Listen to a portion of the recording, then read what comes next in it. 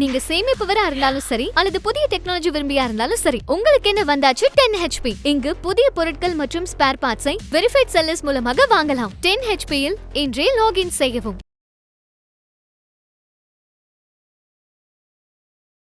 தமிழர்களுடைய இந்த கடல் வாணிபம் அல்லது கடல் வணிகம் அப்படிங்கிறது எப்படி இருந்தது? அதுக்கான ஆதாரங்கள் என்னென்னலாம் இருக்கு? நாவாய் அது எல்லாருக்கும் தெரிஞ்ச ஒரு விஷயம். ஏன்னா அந்த நாவாயில இருந்து தான் நேவி வருது. இப்போ நம்ம வந்து நேவிகேஷன் எக்ஸ்பென்சஸ், ஷிப்பிங் ஃப்ரீ அப்படியெல்லாம் போடுறாங்கன்னா இது வந்து நம்ம தமிழ்ல இருந்து போனது தான். தமிழர்களுக்கு அந்த பயம் இல்லாம இருந்ததுக்கும் இந்த கடல்வெளி பாதைகள் தெரிஞ்சதும் எப்படி? அதுக்கான ஆதாரங்கள் என்ன இருக்கு? கடற்கரை ஓரம் இருக்கிறவங்களுக்கு எவ்வளவு நல்லா தெரியும். அவங்க வந்து ஒவ்வொரு காற்றினுடைய திசையும் அறிந்து இந்த காற்று இந்த திசையில் அடிக்கும் போது கப்பல் அந்த திசையில் பயணம் போகும். திரும்ப காற்று சுற்றி அடிக்கும். அப்போ அந்த கப்பல் திரும்ப அங்கேருந்து அந்த காற்றினுடைய பாதையிலேயே, அதுதான் கால் வழி அப்படின்வாங்க. கால்னா காற்று, காற்றின் வழியிலேயே திரும்பி தான் ஊருக்கு வந்துடும்.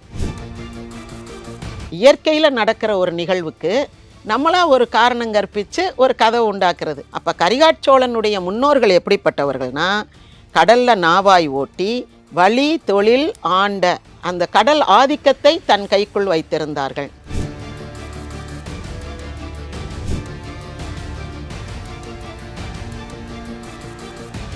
வணக்கம். வணக்கம்மா. திரைக்கடலோடியும் திரவியம் தேடு அப்படின்ற ஒரு வாசகம் வந்து தமிழர்களோட ஒரு கடல் வாணிபம் சம்பந்தமான தொடர்பு படுற ஒரு வாசகம். அது நிறைய பேர் நிறைய இடங்கள்ல பயன்படுத்துவாங்க. தமிழர்களுடைய இந்த கடல் வாணிபம் அல்லது கடல் வணிகம் அப்படிங்கிறது எப்படி இருந்தது? அதுக்கான ஆதாரங்கள் என்னென்னலாம் இருக்கு? இப்போ தமிழில் வந்து கப்பல் அது தொடர்பாகவே நிறைய சொற்கள் இருக்கு. நமக்கு தெரிந்த சொற்கள்னா, இப்போ தெப்பத் திருவிழா நடத்துகிறோம். அந்த தெப்பம்ன்றது டெம்பரரியாக நம்ம கட்டுறதுனாலும் அது அந்த தண்ணியில் நீந்தக்கூடியது, சாமியை ஏற்றிட்டு போகக்கூடியது, ஆளும் அதில் ஏறி உட்காந்துக்கிடுவாங்க. அது வந்து நீர்வழி பயணத்துக்கு உரியது. அது மாதிரி வல்லம் அப்படின்னு சொல்லுவாங்க, வங்கம்னு சொல்லுவாங்க. நாவாய் அது எல்லாருக்கும் தெரிஞ்ச ஒரு விஷயம். ஏன்னா அந்த நாவாயிலிருந்து தான் நேவி வருது. இப்போ நம்ம வந்து நேவிகேஷன் எக்ஸ்பென்சஸ், ஷிப்பிங் ஃப்ரீ அப்படியெல்லாம் போடுறாங்கன்னா இது வந்து நம்ம தமிழ்ல இருந்து போனது தான். அப்ப அந்த கடற்படைக்குரிய அந்த ஆங்கில சொல்லோட அடிப்படையே தமிழ்ல இருந்து தான் போனது அப்படின்னு எடுத்துக்கலாமா? ஆமா, அந்த மாதிரி நிறைய சொற்கள் வந்து கடல் பயணத்துக்குரிய அந்த கப்பல், தெப்பம், வங்கம் இந்த மாதிரியான சொற்கள் வந்து நமக்கு நிறையா இருக்குது சங்க இலக்கியத்தில். சங்க இலக்கியம்ன்றது கிமு 3ஆம் நூற்றாண்டு, அதுலேருந்து நீங்கள் எடுத்துக்கங்க. இவ்வளவு சொற்கள் நமக்கு வந்திருக்கு. வெளிநாடுகளுக்கும் போயிருக்கு. அந்த சொல் கட்டுமரம் ரொம்ப சிம்பிள், கட்டமரன் அப்படின்னு ஆங்கிலத்தில் சொல்கிறோம். அவங்களுக்கு வந்து they don't have such thing. இருந்தால் பொருள் இருந்தால் பேர் இருக்கும், அந்த பொருளே அவங்ககிட்ட இல்லாதனால அவங்ககிட்ட பேர் இல்லை. அப்போ நம்மகிட்ட இருந்து தான் அவங்க அதெல்லாம் கடன் வாங்கியிருக்காங்க. நிச்சயமாவே. இப்போ வந்து ஒரு தமிழர்களுடைய கடல் வணிகம் அப்படிங்கிறத கடலினுடைய பாதைகள் அப்படிங்கிறது வந்து தெரிஞ்சிருக்கணும். இல்லைன்னா இவ்வளவு தூரம் பயணப்படுறது அப்படிங்கிறது சாத்தியமே இல்லாத விஷயம். தமிழர்களுக்கு அந்த பயம் இல்லாம இருந்ததுக்கும் இந்த கடல்வெளி அந்த பாதைகள் தெரிஞ்சதும் எப்படி? அதுக்கான ஆதாரங்கள் என்ன இருக்கு? அதாவது கடலினுடைய காற்று இருக்கு இல்லையா, அந்த காற்று இப்போ வடக்கே இருந்து வருவது வாடை, கிழக்கே இருந்து வருவது கொண்டல், அது வந்து மழை கொண்டு வருவது. வடகிழக்கு மதுரையில் இருக்கிற வார்த்தைகள் இது. மதுரைக்கு மழை கொண்டு வருவது வடகிழக்கு பருவக்காற்று. அப்போ கிழக்கில் இருந்து வருவது கொண்டல், மேற்கில் இருந்து வரும் காற்று வடக்கில் இருந்து வருது, தெற்க இருந்து வருது. தெற்கனா மதுரைக்கு தெற்கே தென்காசி, குற்றாலம், அங்கே இருந்து வர்றது தான் தென்றல். மதுரை வரைக்கும் தான் தென்றல் பார்க்க முடியும். எல்லா இடத்துலையும் தென்றல் கிடையாது. நம்ம தென்றல்னா ஒரு பொதுவான சொல்னு நினைக்கிறோம், பொதுவான காற்று. அது வேற தென்றல் காற்று வீசுது அப்படின்னு சொல்லுவாங்க. அப்படின்னா அது மதுரையில் வீசக்கூடிய இந்த குற்றாலம் சாரல் இருக்குல்ல, ஆடி மாதம் குற்றாலத்தில் சாரல் வரும். அது வந்து எப்படின்னா, தென்மேற்கு பருவமழை கேரளாவில் ஆரம்பித்த உடனே அந்த தென்காசி கணவாய் வழியாக அந்த குளிர் காற்று வரும். தண்ணீர் ஊற்று நிறைய பெருகி அருவியெல்லாம் கொட்டும். அந்த காற்று, அந்த தென்மேற்கு பருவக்காற்று கேரளாவில் வைரமுத்து பாடியிருப்பார் அந்த பாட்டு, அவங்க பகுதியிலெல்லாம் அடித்து அது மதுரைக்கு வரும். மதுரைக்கு வரும்போது லேசாக சாரல் இருக்கும். ஆடி மாதம் காற்று விசு விசுன்னு அடிக்கும். லேசாக ஒரு சாரல் தெரியும் ஒரு சாயந்தர நேரத்தில், அப்பப்போ ரொம்ப லைட்டாக. அப்போ அந்த காற்று வர ஆரம்பித்து அந்த சாரல் வந்துருச்சுனாலே குற்றாலத்தில் சீசன் ஆரம்பிச்சிருச்சுன்னு சொல்லிடுவாங்க. இப்போ தானே நமக்கு இவ்வளவு இது இருக்குது. அப்போ அந்த காற்றை வச்சு தான் சொல்லுவாங்க.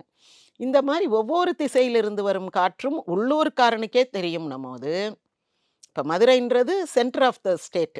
கடற்கரை ஓரம் இருக்கிறவங்களுக்கு எவ்வளவு நல்லா தெரியும். அவங்க வந்து ஒவ்வொரு காற்றினுடைய திசையும் அறிந்து, இந்த காற்று இந்த திசையில் அடிக்கும்போது கப்பல் அந்த திசையில பயணம் போகும். திரும்ப காத்து சுத்தி அடிக்கும். அப்ப அந்த கப்பல் திரும்ப அங்கருந்து அந்த காற்றினுடைய பாதையிலேயே, அதான் கால் வழி அப்படின்னுவாங்க. கால்னா காற்று.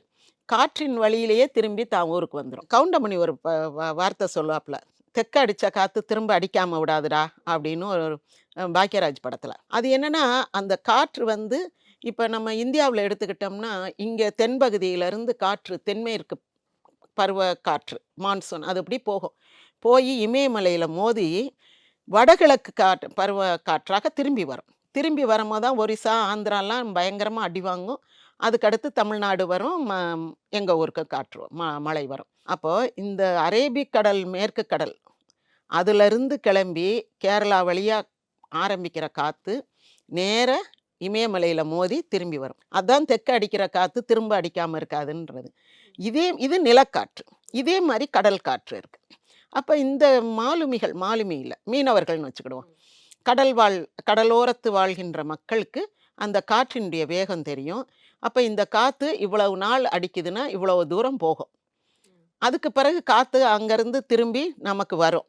வர்றதுக்குள்ள அந்த காத்தினுடைய பாய்மரங்கள் தானே, பாய்கள் கட்டியிருப்பாங்க. அந்த கப்பல் கட்டுறதுக்குன்னு பல இதெல்லாம் இருந்திருக்கு, நுணுக்கங்கள்லாம். அப்படி அந்த காற்றின் வழியாகவே போய் காற்றின் வழியாகவே வந்துருவாங்க. அதுக்கு தான் காலின் வந்த கருங்கரி மூடையும்னு புகார் காண்டத்துல சொல்லியிருப்பாங்க. நீரின் வந்த நிமிர்பரி புரவியும் காலின் வந்த கருங்கரி மூடையும். அதாவது கப்பல்ல வந்து நீரின் வந்த கப்பல்ல நீர் வழியாக வந்த நிமிர்பரி புரவி குதிரைகள் வருது, இறக்குமதி செய்கிறோம். அடுத்து காலின் வந்த காற்று வழியாக வந்த கருங்கரி, நம்ம இந்த குறுமிளகு, அந்த குறுமிளகு மூடை வந்து இங்கிருந்து அங்கே போகும். இப்படி ஒவ்வொன்றும் வந்து இங்கே வர்றது ஒரு பொருளாக இருக்கும், போகிறது ஒரு பொருளாக இருக்கும். எல்லாமே காற்றின் வழியாகத்தான் வருது. அப்போ கப்பல் வந்து காற்றின் வழியாகவே போய் வந்திருக்குது. அதாவது இந்த கப்பல் பயணம் அப்படிங்கிறது கடல் மார்க்கம் அப்படிங்கறத தாண்டி காற்றுல தான் இந்த பயணமே தங்கி இருக்கு அப்படிங்கிறது. கரெக்ட் தான். இப்ப இந்த இடத்துல வந்து நிறைய பேர் வந்து இந்த ஆமைகளையும் சம்பந்தப்படுத்தி சொல்லிட்டு இருக்காங்க. ஒரிசா பாலு போன்றவர்கள்லாம் இந்த ஆமை நீரோட்டத்தை அறிந்து இதன்படி வந்து தமிழர்கள் வந்து ஒவ்வொரு இடங்களுக்கு போனார்கள். அதுக்கான ஆதாரங்கள், தரவுகள் எல்லாம் என்ன இருக்கு? அது ஒரிசா பாலு சார் டீட்டெயிலா ரிசர்ச் பண்ணி நிறைய சொல்லியிருக்காரு. என்னன்னா, அந்த கடல் ஆமைன்னு ஒன்று இருக்குல்ல, சீ டர்ட்டில்னுவோம், இன்னொன்று டார்டாய்ஸ். நம்ம தரையில் இருநில வாழ்கின்ற உயிரிகள் தான் ரெண்டுமே. ஆனால் தரையில் ஆற்றுல இந்த பக்கம் இருக்கிறது வந்து நம்ம டார்டாய்ஸ்னுவோம், கடலில் போகிறது சீ டர்ட்டில்னுவோம். அது வந்து ஒரு திசையில் அந்த நீரோட்டத்துக்கு ஏற்ப காற்று எப்படி அடிக்குதோ அப்படித்தான் அந்த நீரோட்டமும் இருக்கும். எதிர்நீச்சல்லாம் போடாது.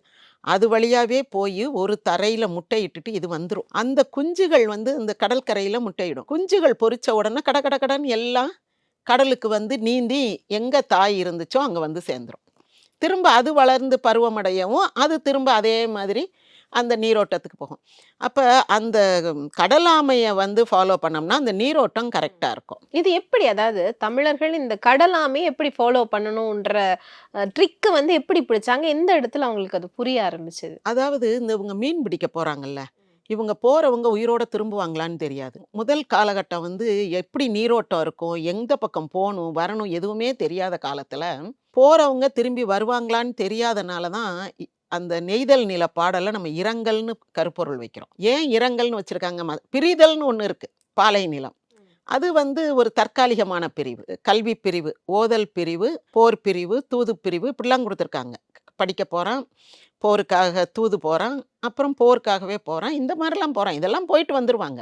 ஆனால் இந்த நெய்தல் நிலம் கடல் சார்ந்த மக்கள் மட்டும் போனால் வருவானான்னு தெரியாது. ஏன்னா கடலுக்குள்ளே வந்து எங்கே சுழி இருக்கும், எங்கே நீரோட்டம் மாறுது வைக்குது, கடல் காற்று எப்போ சுழிச்சு அடிக்கும் எதுவுமே தெரியாது.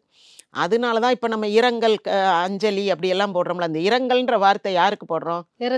இறந்து போனவங்களுக்கு. அப்போ அவன் போனால் திரும்பி வருவானான்னு தெரியாது. இந்த வாலி படகொட்டியில் பாடின மாதிரி போனவன் போனாண்டி வந்தாலும் வருவாண்டி. அப்போ அந்த கடல் வந்து ஒரு பெரிய மர்மமாக இருக்கும்போது அவங்க கொஞ்சம் கொஞ்சமாக கடலை வசப்படுத்துகிறாங்க, படிச்சுக்கிறாங்க. இன்னொன்று, அந்த கடலில் ஒரு யட்சி இருக்குது, கடல் அம்மை அப்படின்னு அந்த கடலையே வந்து ஒரு தெய்வமாக கொண்டு வணங்குறாங்க. கடல், மொத்த கடலை அதனால தான் அந்த சில நேரங்களில் கடல் நிறம் மாறி இருக்கும். அப்போ கடலம்மா வந்து பூ பூத்திருக்கா, புஷ்பவதி ஆயிருக்கா, தீண்டல் ஆயிருக்கான்னு சொல்லுவாங்க. அப்போ கடலுக்குள்ளே போக மாட்டாங்க. அப்போ அது ஒவ்வொன்றுக்கும் இவங்களா ஒரு காரணம் கற்பிக்கிறாங்க. அதைத்தான் நம்ம தொன்மம்ன்றோம். இயற்கையில் நடக்கிற ஒரு நிகழ்வுக்கு நம்மளா ஒரு காரணம் கற்பிச்சு ஒரு கதை உண்டாக்குறது. இப்போ இந்த அணிலுக்கு 3 கோடு இருக்கிறது, இந்த வாழை இலையில நடுவில் ஒரு கோடு இருக்கிறது, இதெல்லாம் இயற்கையிலே இருக்கிறது. வானவில், இதுக்கெல்லாம் நம்ம ஒரு காரணம் கற்பிக்கிற மாதிரி இந்த கடலம்மை இதாகிறான்றதும். இப்படி இவங்க ஒன்னொன்னையும் ஸ்டடி பண்ணி கொண்டு வந்தனால தான் இவங்களுக்கு இந்த கடல்வாழ் உயிரினங்களை பற்றிய படிப்போம், அதை பற்றிய ஒரு நுணுகி பார்த்தல், ஒரு கீன் அப்சர்வேஷன்றோம்ல, அதுலேருந்து தான் அவங்க அந்த நீரோட்டத்தை கண்டுபிடிக்கிறாங்க. நீரோட்டம் ப்ளஸ் காற்று, இது ரெண்டையும் வச்சு தான் அவங்க பல மைல்கள் போய் இந்த உலகத்தையே, அப்பெல்லாம் ஐரோப்பாலாம் கிடையாது, ஐரோப்பா அமெரிக்காலாம் கிடையாது. இருந்தது ரோம் நாடு, கிரேக்க நாடு, அரேபிய நாடு. அரேபிய நாட்டில் இருந்தவங்க பெரும்பாலும் தமிழர்கள் தான். அதுக்கு போக அந்த கிரேக்க ரோம நாட்டில் இருந்து கொஞ்சம் பேர் வந்திருக்காங்க. இந்த பக்கம் வந்து தென்கிழக்காசியா, ஆஸ்திரேலியா, நியூசிலாந்து வரைக்கும் நாவலந்தீவினுடைய சிதறல்கள் தான், கடல்கோள் காரணமாக உதிர்ந்தது தான். அதனால தான் ஆஸ்திரேலியாவில் நிறைய பழங்குடிகள்கிட்ட நம்ம தமிழ் சொற்கள் இருக்குது. ஈவன் அந்த பூமராங், வளைதடி, அது கூட நம்ம பயன்படுத்தினது தான். அப்படி இப்போ இது எல்லாமே கிட்டத்தட்ட ஒரே நாவலந்தீவினுடைய உதிரிகள். அப்போ இவங்க எல்லாருக்கிடையிலையும் நல்ல கப்பல் போக்குவரத்து, வணிகம் ரொம்ப சிறப்பாக இருந்திருக்கு. நிச்சயமாமா. இப்போ வந்து தமிழர்கள் சிறந்த கடலோடிகள் அப்படின்ற ஒரு விஷயத்தை வந்து பதிவு செய்யறாங்க. இதுக்கான ஆதாரங்கள் அப்படிங்கிறது சங்க இலக்கிய பாடல்கள்ல இருக்கா? நிறையா இருக்கு. சங்க இலக்கியத்தில் ஒரு வரி இருக்கு, சொல்கிறேன். நளியிரு முன்னீர் நாவாய் ஓட்டி வெண்ணி குயத்தியார் கரிகால் சோழனை பாடுவது. இதில் வந்து பாண்டியன், சோழன், சேரன்லாம் வித்தியாசம் இல்லை. 3 தமிழ் மன்னர்களுக்கும் தனித்தனியாக கடல் துறைமுகம் இருந்தது, தனித்தனியாக கடல் வாணிபத்தில் ஈடுபட்டார்கள். 3 மன்னர்களுமே மிகச் சிறப்பாக இருந்தார்கள். இந்த அம்மா வெண்ணி குயத்தியார் ஒரு பெண்பாட் புலவர். அந்த அம்மா பாடும்போது என்ன சொல்கிறாங்க, நளியிரு முன்னீர் நாவாய் ஓட்டி வழி தொழில் ஆண்ட உறவோர் மருக. அந்த முன்னீர்ன்றது கடல், அதில் நாவாய் ஓட்டி கப்பல் ஓட்டி, வழி தொழில்னா காற்றின் தொழில், காற்றின் இயக்கத்தை, நடுலகரம், காற்றின் இயக்கத்தை ஆண்டன அதை வந்து அதிகாரம் செய்தன, அதை பழகி அதற்கேற்றவாறு நீயும் செயல்பட்ட உறவோன், வலிமை உடையவனே அப்படின்னு சொல்லிட்டு அவர்களின் வழிவந்த மருக, அவர்களின் வழிவந்த கரிகாட்சோழனேன்னு சொல்கிறாங்க. அப்போ கரிகாட்சோழனுடைய முன்னோர்கள் எப்படிப்பட்டவர்கள்னா, கடலில் நாவாய் ஓட்டி வழி தொழில் ஆண்ட, அந்த கடல் ஆதிக்கத்தை தன் கைக்குள் வைத்திருந்தார்கள். இப்போ கடலில் வந்து கடற்கொள்ளையர்கள், அந்த தீவு சார்ந்தவர்கள்லாம் கடற்கொள்ளையர்களாக இருக்க வாய்ப்பு இருக்குது. ஏன்னா அங்கே ரொம்ப இதெல்லாம் இருக்காது. அப்போ அவங்களையெல்லாம் வந்து வெற்றி கொள்ளுதல், பிறகு வந்து அந்த போகிற இடங்களில் சின்ன சின்ன இடங்களில் தங்கி உணவும் தண்ணீரும் எடுத்துக்கிட்டு போகிறது, அவங்களுக்கு சில பொருட்களை கொடுத்து விட்டு செல்லுதல், அவர்களில் சிலரை ஏற்றி கொள்ளுதல், இவங்களில் சிலரை அங்கே விட்டுட்டு போகிறது, நீ இரு இங்கே, நாங்கள் வரும்போது போகும்போதெல்லாம் எங்களுக்கு வேண்டிய வசதிகளை நீ இங்கே செஞ்சு கொடுக்கணும் அப்படின்னு ஒரு ஏஜென்சி மாதிரி அங்கே ஒரு 2 பேரை விட்டுட்டு போகிறது. இப்படி இருக்கிறனால தான் 114 நாடுகளில் தமிழர்கள் வந்து வசிக்கிறாங்க. தமிழர் டிஎன்ஏ, தமிழர்கள் மரபு ரீதியாக தமிழர்கள் வசிக்கிறாங்க. இப்போ கொஞ்சம் கொஞ்சம் மாறி இருக்கு அப்படின்னு அவர் ஒரிசா பாலு சார் 200 நாடுகளில் தமிழர் இருக்காங்கன்னுவார். அதில் 114 நாடுகளில் வந்து பூர்வீகமாக போன தமிழர்கள் அங்கேயே தங்கி அப்படி இருக்கிறாங்க. அதனால நம்ம வந்து கடலோடிகள் அப்படின்றது கடல் வழியாக போய் அங்கங்கே தங்கி எஸ்டாப்ளிஷ் ஆயிட்டோம். நிச்சயம். அதாவது தமிழர்களினுடைய ஒரு மிகப்பெரிய ஒரு ஆவணம், அல்லது இவங்க வந்து கடல்ல வந்து நிறைய விஷயங்களை பயன்படுத்தினாங்க, கப்பல்களில் போனாங்க அப்படிங்கிறதுக்கான ஆவணங்கள் ரீதியான சான்றுகள் வெளிநாடுகளில் இருக்கா? இருக்கு. எப்படின்னா, இப்போ இங்கே வந்து நமக்கு கல்வெட்டுன்னு சொல்கிறோம். அலெக்சாண்ட்ரியான்றது ஒரு பழைய தலைநகரம், துறைமுகம், ஈஜிப்டில் இருக்கிறது. அங்கே வந்து கிரேக்க மொழியில் எழுதப்பட்ட ஒரு டாக்குமெண்ட் இருக்குது. பேப்பிரஸ்ன்னு சொல்கிறோம்ல, பேப்பருடைய முதல் கட்டம் அது. புல்கள், அந்த புல்களால் செய்யப்பட்ட அந்த இது. அதில் ஒரு எழுதியிருக்காங்க, ஒரு டாக்குமெண்ட்டு கிரீக்கில் இருக்குது. முசிறியிலிருந்து பொருள் ஏற்றி அனுப்புகிறாங்க அலெக்சாண்ட்ரியாவுக்கு. அந்த பொருளில் வந்து எதுவும் சேதம் ஏற்பட்டால் நாங்கள் பொறுப்பு கிடையாது, இங்கே வந்து சேர்ந்த பிறகு தான் அந்த பொருளைத்தான் நாங்கள் கணக்கில் எடுத்துக்கிடுவோம், நீங்கள் ஏற்றும்போது இன்னென்ன ஏற்றி விட்டோம்னு சொல்கிறது எங்களுக்கு கணக்கு கிடையாது, இங்கே வந்து சேர்ந்தது தான் எங்களுக்கு கணக்கு அப்படின்ற மாதிரி ஒரு அக்ரிமெண்ட். அது கிரீக்கில் எழுதியிருக்காங்க, பேப்பரஸ் ஃபார்மில் இருக்குது. வியன்னா மியூசியத்தில், ஆஸ்ட்ரியாவுடைய தலைநகரம் வியன்னா மியூசியத்தில் இருக்குது. அதை இப்போ எடுத்து எல்லா இடத்துலையும் போட்டு இது பழைய கிரீக்கு, அந்த ஹோமரிக் கிரீக்கு, பிப்ளிக்கல் கிரீக்குன்னு ஒன்று உண்டு. இது அதுக்கும் பழசு. ஹோமர் காவியங்கள் எழுதின அந்த ஒரு காலம், அது வந்து 18ஆம் நூற்றாண்டு 16ஆம் நூற்றாண்டுலாம் சொல்லுவாங்க. அது நம்மளா சொல்லிக்கிறது. அந்த காவியம் எழுதின காலம். அது வந்து நம்மளா சொல்லிக்கிறது தான். அவ்வளவு தூரம் வந்து அவங்களுக்கு இருக்குதான்னு எனக்கு வந்து I have my own doubt. அப்படி இருக்கிறம்போது அந்த ஒரு முக்கியமான டாக்குமெண்ட்டு நமக்கு இப்போ இங்கெல்லாம் சும்மா சொல்கிறாங்கன்னு ஆரிய பிராமணர்கள் நம்மளை பேசலாம். ஆனால் அங்கே வந்து ஒரு ரிட்டன் டாக்குமெண்ட்டே இருக்குது, முசிரிஸ் அப்படின்னு போட்டு. அது வந்து நம்ம முசிறி தான், இங்கேருந்து தான் போயிருக்கு அப்படின்றதுக்கு உறுதியான ஒரு ஆவணம் இருக்குது. இது வந்து வெளிநாடுகளில் இருக்கிற ஒரு ஆவணத்தை பற்றி சொல்கிறோம். இதே வந்து நமது கல்வெட்டுகளில் வந்து இந்த கடல் வாணிபம் சார்ந்த ஏதாவது எவிடன்ஸ் வந்து இருக்கா? சீனாவில் இருக்குது. இங்கேருந்து ஆட்கள் போயிருக்காங்க, அங்கே ஒரு சிவன் கோயில் கட்டியிருக்காங்க, அங்கே இருக்குது. அப்போ இங்கேருந்து போனவங்க கட்டின கோயில், அது வந்து பௌத்த சம்பந்தப்பட்ட கோயில் கிடையாது, சிவன் கோயில், சீனர்கள். அது முக்கியமாக இங்கேருந்து ஆரம்பத்தில் போர் வீரர்கள் போயிருக்காங்க, வணிக சாத்துன்னு சொல்லக்கூடிய வணிகர்களும் போயிருக்காங்க. போர் வீரர்கள் சண்டை போட்டுட்டு நீங்கள் எங்களுக்கு அடிமைன்னு ஒரு அந்த கப்பம் வாங்கிக்கிட்டு வந்துடுவாங்க. இவங்களுடைய பிரதிநிதியை அங்கே நிறுத்திடுவாங்க. அப்படி நிறுத்தப்பட்டவர்கள் வந்து அங்கே கோயில் கட்டுவாங்க, வீடு கட்டி அவங்களுக்குன்னு ஒரு இடம், முன்னாடி சொன்ன மாதிரி அந்த ஏஜென்ட்ஸ் அப்படி அவங்க வச்சுக்கிடுவாங்க. இதே மாதிரி அங்கேருந்து இங்கே வந்தவங்க, இப்போ இங்கே என்னென்னா யவனச்சேரி அப்படின்னு ஒரு இடம் இருக்குது, யவனப்பாடின்னு ஒரு இடம் இருக்குது, இலக்கியத்தில் வருது யவனச்சேரி, சிலப்பதிகாரம், பெருங்கதையில் யவனப்பாடி அப்படின்லாம் இடங்கள் வருது, குறிஞ்சிப்பாடி அப்படியெல்லாம் இங்கே ஊர் இருக்க மாதிரி. இதில் யவனர்கள் மட்டும், இப்போ பர்மா காலனி மாதிரி அவங்க மட்டுமே குடியிருந்திருக்காங்க, அங்கேருந்து வந்தவர்கள் மட்டுமே. இந்த அரிக்காமேடு அந்த இடத்துல நடந்த இதில் வந்து தொல்லிய அகழ்வாய்வில் ரோம் நாட்டு நாணயங்கள் கிடச்சிருக்கு. அகஸ்டஸ் சீசர் படம் போட்ட நாணயம் கிடச்சிருக்கு. இந்த நாணயங்கள் வந்து அவங்களுக்குள்ளே புழங்கிக்கிறதுக்கு அவங்க வச்சுருந்துருக்காங்க, வெள்ளி நாணயங்கள். இப்போ இங்கேருந்து ஒரு பாண்டிய மன்னனோ அல்லது பாண்டிய மன்னனின் பிரதிநிதியோ அங்கே போகும்போது அகஸ்டஸ் சீசர் வந்து வரவேற்றார். அதில் தான் இங்கேருந்து ஒரு பெண்ணை அங்கே கல்யாணம் பண்ணி கொடுத்தாங்கன்னெலாம் ஒரு கலைஞர் ஒரு கதை எழுதியிருப்பார். ரோம் நாட்டு இளவரசி அங்கேருந்து ஒரு பொண்ணை பாண்டியன் கல்யாணம் பண்ணிட்டு வந்தான் அப்படின்னு. இங்கேருந்து பாண்டிய நாட்டு பெண்ணை கொரியாவுக்கு கல்யாணம் பண்ணி கொடுத்துருப்பாங்க, செம்பவளம்னு ஒரு பெண். அதை வந்து கொஞ்சம் வரலாறை திரித்து அயோத்தியிலேருந்து போன பொண்ணுன்னெலாம் வடநாட்டில் பேசுனாங்க. ஆனால் இப்போ திரும்ப திரும்ப என்ன சொல்லிட்டாங்க, கொரியாவுக்கும் தமிழுக்கும் இருக்கக்கூடிய ஒற்றுமையை பார்க்கும்போது இது நிச்சயமாக வடநாட்டு பெண் கிடையாது, இது இங்கேருந்து போன செம்பவளம் என்ற ஒரு தமிழ் பெண்ணு தான் அப்படின்னு. அந்த மாதிரி பெண்கள் கொள்வினை கொடுப்பினையும் இருந்திருக்கு. இங்கேருந்தும் பொண்ணை கட்டி கொடுத்துருக்காங்க, அங்கேருந்தும் பொண்ணை கட்டி இருக்காங்க. ஒரு பெண்ணை கொடுக்கறதுனா இந்த கடல் ரீதியான இந்த தொடர்பு அப்படிங்கிறதும் போக்குவரத்துன்றது அவ்வளவு இலகுவா இருந்திருக்கு, கொடுக்க முடியாது, கொடுக்க முடியுமா? இன்னொன்று நம்ம அன்னைக்கு பேசணும், அடுத்த பிற இனத்தாருக்கு பெண் கொடுக்க மாட்டாங்க, மன்னனாக இருந்தாலும் கொடுக்க மாட்டார்கள்னு பேசணும். அது வந்து 14ஆம் நூற்றாண்டுக்கு பின் வந்த நிகழ்ச்சி. இது வந்து ஒரு 3 நூற்றாண்டுலேருந்து 1ஆம் நூற்றாண்டு வரைக்கும், கிபி 1-2லேருந்து கிமு 3 வரைக்கும் ஒரு 500 ஆண்டுகள்.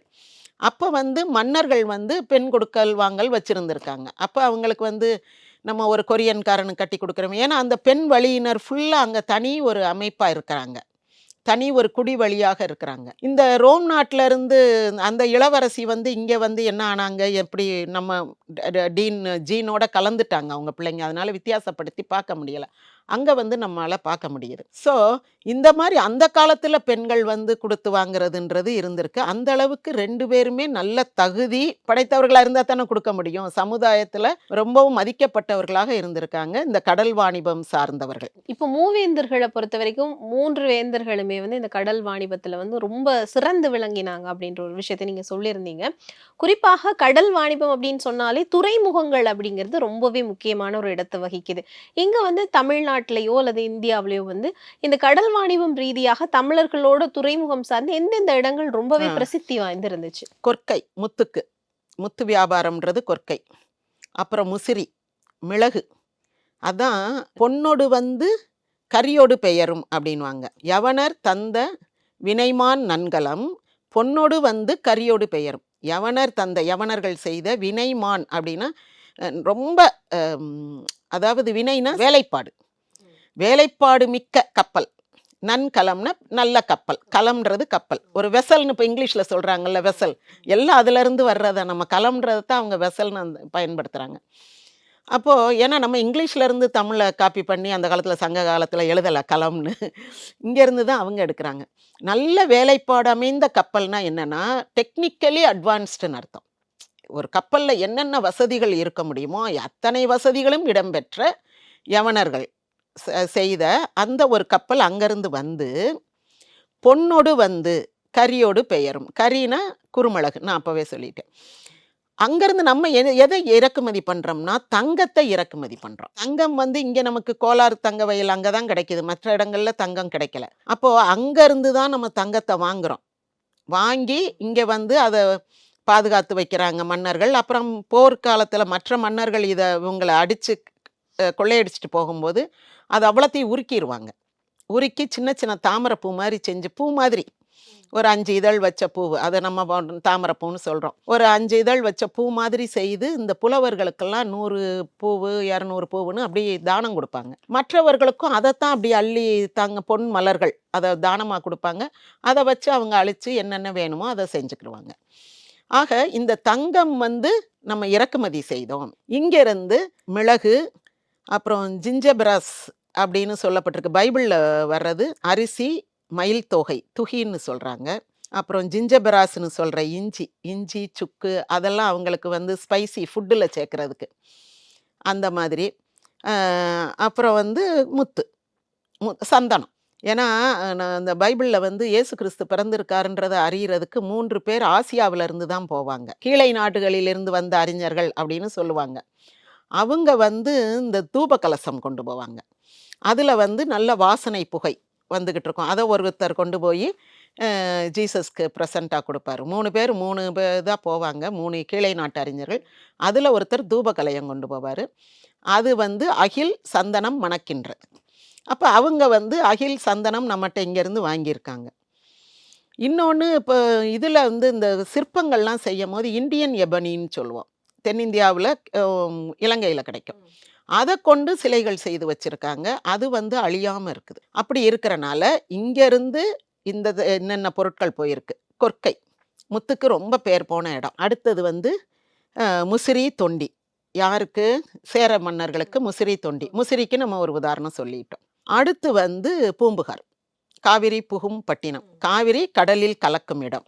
அதில் இப்போ இந்த ஒரிசா பாலு சார் வந்து திருநெல்வேலி மனோன்மணியம் யூனிவர்சிட்டியில் சொல்லி அதுக்குன்னு தனியாக அந்த நீர்மூழ்கி கப்பல்லாம் வாங்கி உள்ளே போய் புதைந்திருக்கும் பூம்புகார் பட்டினத்தை வந்து ஆராய்ச்சி செய்தாங்க. அதே மாதிரி ஒருத்தர் அரசு அதிகாரி, அவருக்கும் அவர் அரசு பணியில் இருக்கும் போது செய்திருக்கார். அப்போ அவர் என்ன சொல்கிறாரு, இந்த ஆறுகள் வழியாகவும் வணிகம் நடந்திருக்கு. அப்போது அந்த கப்பலை கட்டி வைக்கிறதுக்கு ஒரு பக்கம் பனை மரமும் ஒரு பக்கம் இலுப்பை மரமும் வைத்து கட்டி வைப்பார்களாம், ஆற்றுல அடிச்சுட்டு போயிடக்கூடாது அப்படின்னு. அப்போ அந்த பனை மரமும் இலுப்பை மரமும் அவ்வளவு ஸ்ட்ராங்கானது, அதை வச்சு கட்டுனா அது நிற்கும், மற்றதுனா அந்த தண்ணிக்கு ஊறி இழுத்துட்டுரும் அப்படின்றது அவங்களுக்கு அந்த காலத்தில் தெரிஞ்சிருக்கு. ஏன்னா கப்பலே வந்து மரத்தால் செய்யப்பட்டது தானே. மரம்னா சாதாரணமாக தண்ணியில் ஊறிடும், இந்த மரம் மட்டும் ஏன் ஊற மாட்டேனுது? அப்போ அதுக்கு அந்த மரத்தினுடைய வகைப்பாடு நுண்மை தெரிந்த ஒரு ஆசாரி தான் அந்த இதை செய்கிறாரு. அது நமக்கு அவர் டி குரூஸ் எழுதின கொற்கை நாவலில் வந்து இந்த கப்பல் செய்கின்ற இதெல்லாம், மீன்பிடி கப்பல் இப்போ செய்கிறது, அதை பற்றி ரொம்ப விளக்கமாக எழுதியிருப்பார். அந்த புத்தகம் நமக்கு அது உதவியாக இருக்கும். இந்த மாதிரி ஆறு வழியாகவும் நடந்திருக்கு. இப்போ நம்ம கடல் வழி வாணிகம் நிறைய பேசுகிறோம்.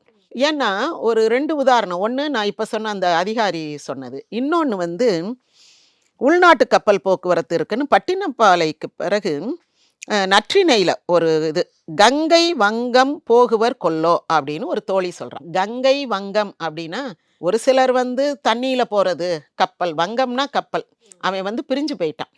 அப்போ தோழி வந்து தலைவியை ஆற்றுவிக்கிறான், ஆறுதல் சொல்கிறான்.